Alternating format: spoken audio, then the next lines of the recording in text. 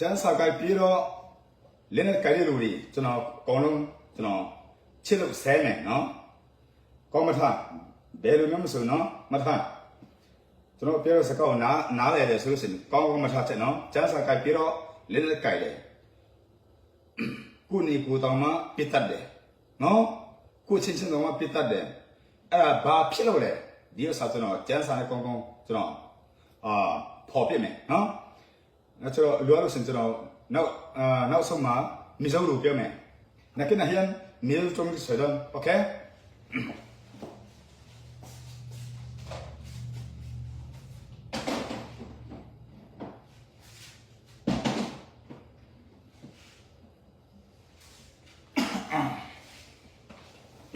这个库米大叔干的啥呢？喏，把这个米大叔抱回来了。ဘာဖြစ်မိသားစုမတဲ့တာဒီကစားမယ်နောက်ကျတော့ကုပြင်းနဲ့ကုတိုက်ပြကုချင်းချင်းဘာဖြစ်လို့မတဲ့တာအဲ့ဒါကိုကျွန်တော်ကျန်းစာကြိုက်ပြီးတော့ကျွန်တော်ဟောမယ်နော် second Samuel chapter 2 verse 10 to 18အဲ့မှာ Samuel 29ဘုံဆောင်လေဘုံနေចောင်းဆောင်မစံចောင်းဆောင်ပြရတယ်နော် second Samuel chapter 2 verse second Samuel chapter 12 verse 10 to 18အဲ့မှာဘာပြောလဲဆိုလို့ရှိရင်ဒေးဗစ်ကသူများမင်းမလူတယ်မိသားစုနဲ့ပတ်သက်ကျွန်တော်အရင်ပြောမယ်နော်မိသားစုဘာဖြစ်မတဲ့တာလဲဘာဖြစ်ပေါက်ကွဲတာလဲဒေးဗစ်ကသူများမင်းမလူတယ်လူပြည့်တော့ပြင်မှာအဲ့မိမရောက်ချက်တပ်ပစ်တယ်နော်တူလေးနဲ့အဲ့တော့ဒေးဗစ်ကသာသမီးစားတယ်အဲ့မိမနဲ့နောက်ကျတော့ဖျားတဲ့ကနေဘာပြောလဲโอเคဒေးဗစ်ခင်ဗျာသူမင်းမလူတယ်ခင်ဗျာတာအားခင်ဗျာမိမဆုပ်ဖို့လူမယ်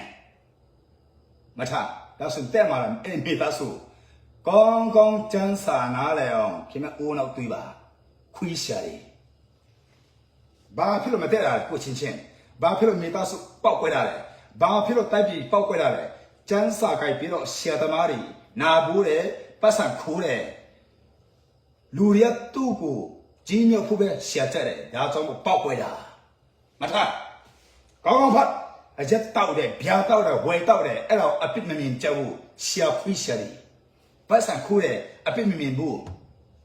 စီးလေးတောက်တယ်လို့ကျတော့အပြစ်မြင်တယ်ခွေးလိုမျိုးတွေကောင်းမထဘာဖြစ်လို့အိမ်ထောင်မိသားစုပေါက်ကွဲတာလဲဘာဖြစ်လို့ခင်ဗျတားတမီးခင်ဗျစကားနားမထောင်တာလဲဒီစဖတ်တာဒေးဗစ်သူမင်းမဆော့ဖို့လို့တယ်သူ့တာသူ့မင်းမဆော့ဖို့ပြန်လို့တယ်ဘယ်မှာလို့လဲသူ့တာဒေးဗစ်မင်းမဆော့ဖို့ပြန်လို့တယ် second Samuel chapter 21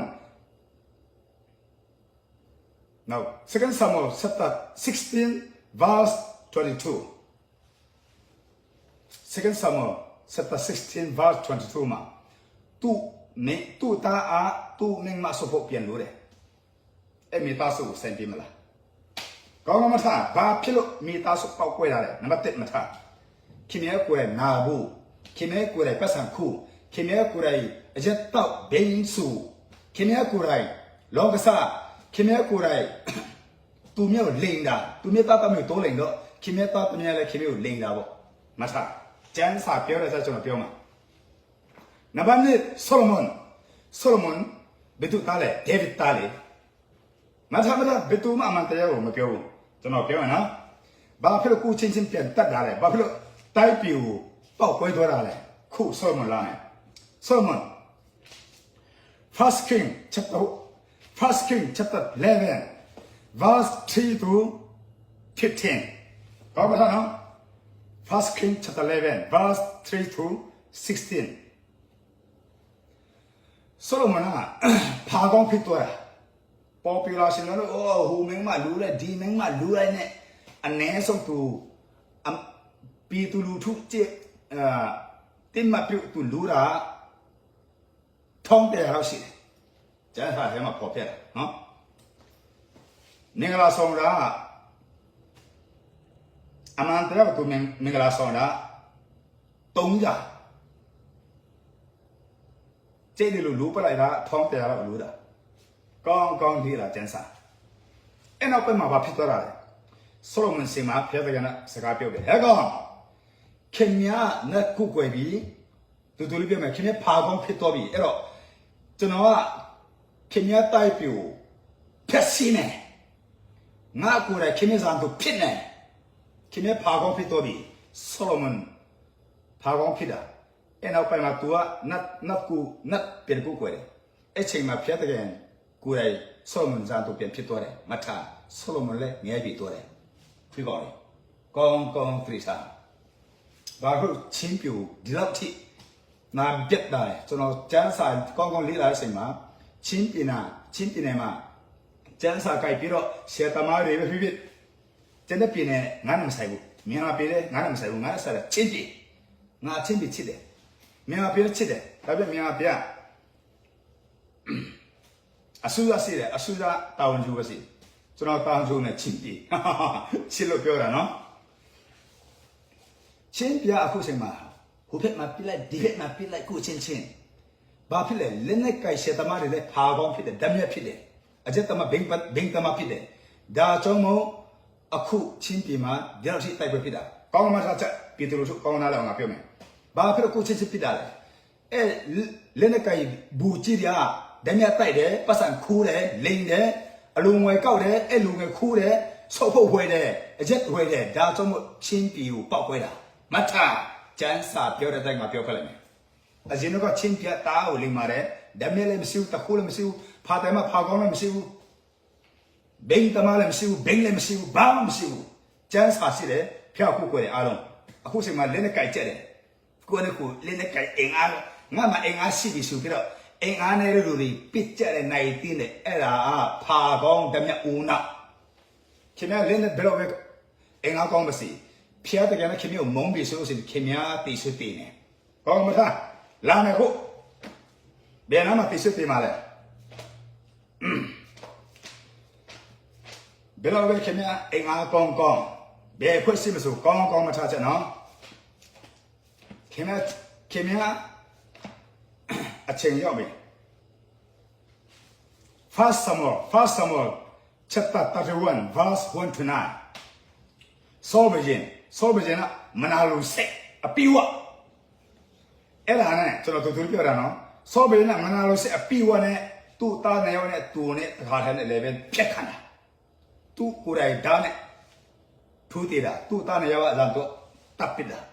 ဖျက်တဲ့ကနေဘာပြောလဲ Hey ခွီဆောခင်ညာမကောင်းလို့ငါကိုယ်တိုင်ခင်ရဲ့စံတို့ဖြစ်နေအဲ့တော့ခင်ဗျာမနာလို့စိတ်အပြည့်ဝနဲ့ဖျားတကယ်စကားကိုနားမထောင်တော့ဘူးအဲ့တော့ငါခင်ဗျာအစံတို့ဖြစ်ပြီးတော့ဣဆရာလူမျိုးတော်မှာခင်ဗျာတို့အစံတို့နဲ့ထဲမှာကိုလုံးအပလိုက်နေအဲ့ဒါကိုဘယ်နာမှပြောလဲစောဘယနာသူ့ကိုယ်တိုင်မနာလို့စိတ်နဲ့ဒဲတူမနာလို့တယ်အဲ့စိတ်မှာအမှန်တရားကိုသူကနားမထောင်တော့ဘူးမနာလိုနဲ့တော်ပြီးတော့ဖျက်တဲ့ကနာငါကိုယ်လည်းခင်မြဇန်တို့ဖြစ်မယ်ခင်မြဇန်တို့လည်းထဲမှာခင်မြလူမျိုးတော်မှာကောအပ်လိုက် First Samuel chapter 18 verse 11 to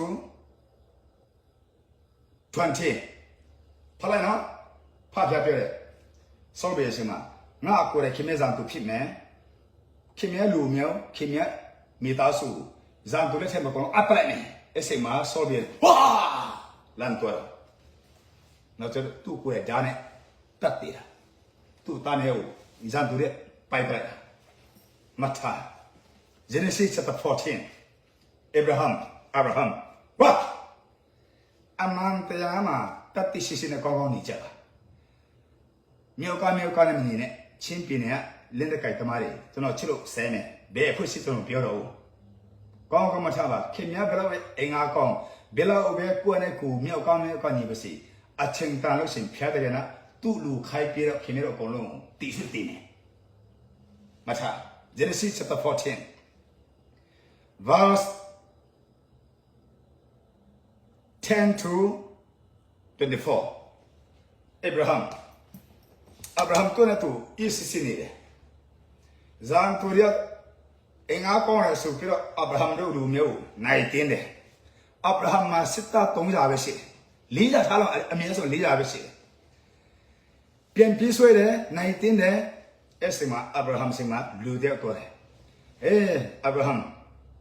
ခင်ဗျာအမျိုးတွေသူများစော်ကားတယ်ပြန်ပြေးဆွဲတယ်ခင်ဗျာလက်ပိုက်ပြီးကြည့်မလားဘယ်သူလဲလာဆိုပြီးတော့သူ့မှာစစ်သား300လောက်နဲ့တွားပြီးတော့ဒီတကယ်ကြီးစားဖွဲ့ရှိတယ်သူကတပ်ရှိရှိနဲ့ဖျားတကူနဲ့တွားတယ်အကုန်လုံးတပ်ပစ်တာ Hebrew chapter 1 verse 1 to 2ဖတ်ကြည့်လိုက်အဲ့မှာဒီရှာပေါ်ခဲ့အဗြဟံကိုရဘယ်အဆူရမဆူမကောင်းတဲ့ဆူရအကုန်လုံးတပ်ပစ်တာခင်ဗျာဟောဘူးလားဖျားတကယ်နဲ့ကောင်းကောင်းသိရှိမှာ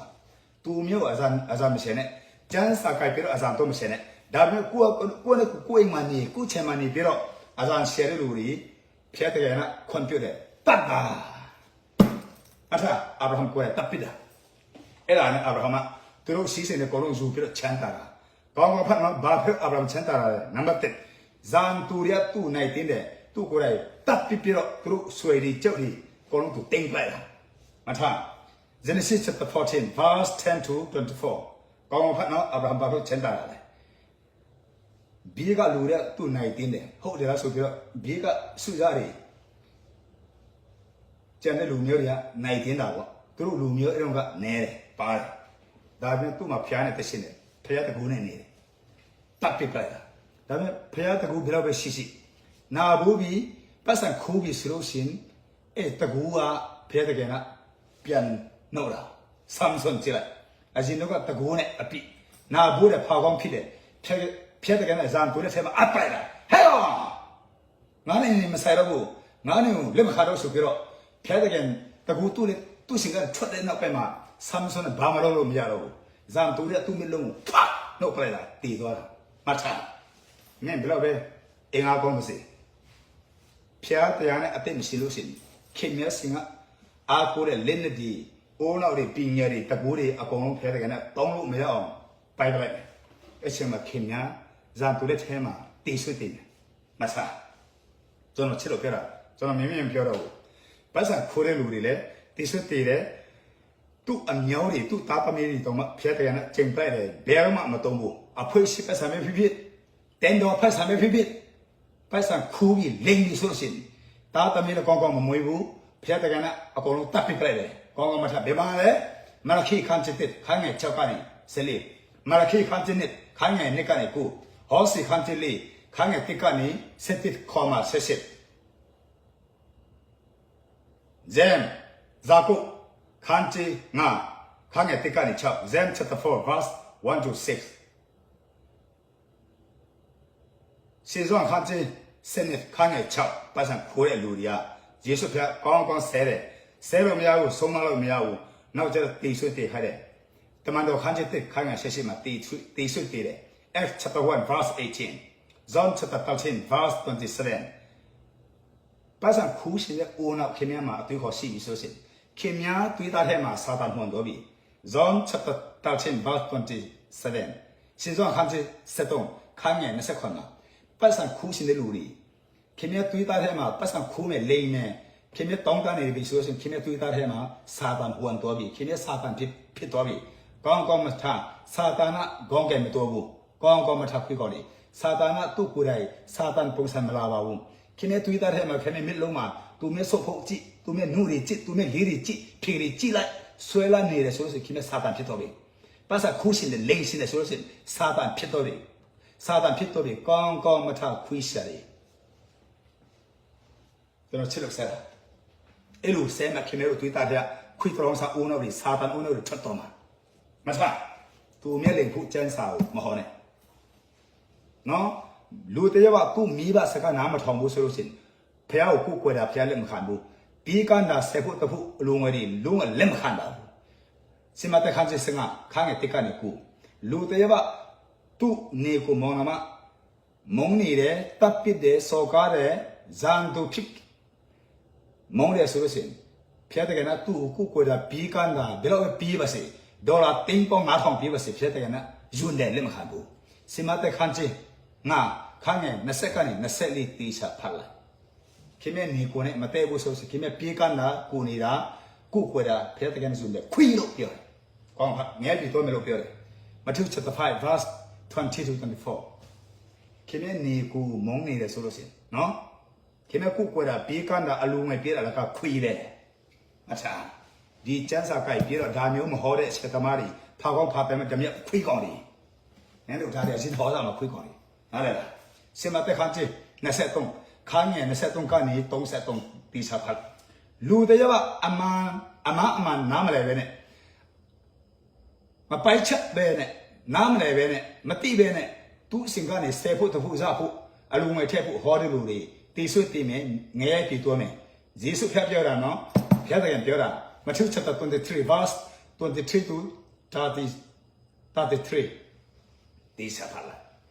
နဲ့ဒါလည်းဟောဖို့လားပြီးကန်တာကိုနီပါအလုံးငယ်ထက်တာမြဲမြဲထက်တာအခွိတော်စားစကားဒါရီသူနားလဲပြေနောက်ပိုက်မှာပြေးခိုက်ပါနားလဲပါအမှန်တရားဆိုတာကယေရှုဖျက်တကယ်နားလဲလက်ခံတာဝိညာဉ်တော်ဖျက်တကယ်နားလဲလက်ခံတာဖဖျက်တကယ်နားလဲလက်ခံတာခါနကူဘီလိုထင်းပါလဲဘီလိုပုံစံအသက်ရှင်ပါလဲအမှန်တရားနဲ့မိဘစကားဘီလိုပုံစံနားထောင်ကြပါလဲခင်များစီးစိမ်ပတ်စံဒီစီရတမြဲတွေအကုန်လုံးမိဘကိုအပ်လိုက်လူရတဲ့စိမ်ပြန်သွားလိုက်အဲ့ဒါမျိုးတွေခင်များပြောဖို့လားသူမျက်စာထုတ်မလို့နဲ့ပတ်စံခိုးနဲ့မလိန်နဲ့သူမျက်သားတမျိုးတော့မလိန်နဲ့မင်္ဂလာမဆောင်ခဲမှာမလူနဲ့မင်္ဂလာဆိုင်မဆောင်ခဲမှာလူတဲ့လူတွေဖျားကြောင်းမှာလက်ထပ်ပဲခွင့်မရှိဘူးနံပါတ်1ဘာမှမထားနော်မင်္ဂလာဆောင်မဆောင်ခဲမှာလူတဲ့လူတွေဖျားကြောင်းမှာလက်ထပ်ပဲခွင့်မရှိဘူးဖျားတဲ့ကနေ့ဇုံတယ်နံပါတ်1ဇုံချစ်သူနာမည်ခံပြတဲ့နောက်ပိုင်းမှာနော်ငါမိပါဇုံချစ်သူငါလည်းဇုံချစ်သူအဲ့လိုမျိုးလူတွေကမင်္ဂလာမဆောင်ခဲမှာလူပြီးဆိုရင်ခေါင်းကမတော်တော့ဘူးငဲပြီးတော့တယ်ဇောမခန်းချကူခန်းရဲ့6ကနေကူဖတ်ချလိုက်ကပောက်ချင်ခန်းချင်း6ခန်းရဲ့1ကနေ73ဖတ်ချလိုက်မင်္ဂလာမဆောင်ခဲမှာလူကြိုက်ဇုံချစ်သူတွေဖျက်တဲ့ကနေ့တပ်ပစ်ပလိုက်တာခေါင်းကတမန်လေးတော်မှလီးတော်တယ်ဖာကောင်းဖြစ်ကြတယ်ခေါင်းကတမန်လေးနော်ကောင်းဖတ်မင်္ဂလာမဆောင်ခဲမှာလူကြတယ်ဖျက်တဲ့ကနေ့တပ်ပစ်တယ် Genesis chapter 6 verse 1 to 13 Jude chapter 1 verse 7 this is part Luke chapter 10 verse 5 to 11 the same thing no Luke chapter 17 verse 24 to 37 1 Corinthians chapter 10 verse 5 to 11 the same thing ဘာစန်ဒီစာဘန်နဲ့စကားမပြောနဲ့လီကို control လိုက်ဆော့ဖို့ control လိုက်နူရီ control လိုက်မပေါ်ခိုင်းနဲ့ခွေးကောင်းတယ် bye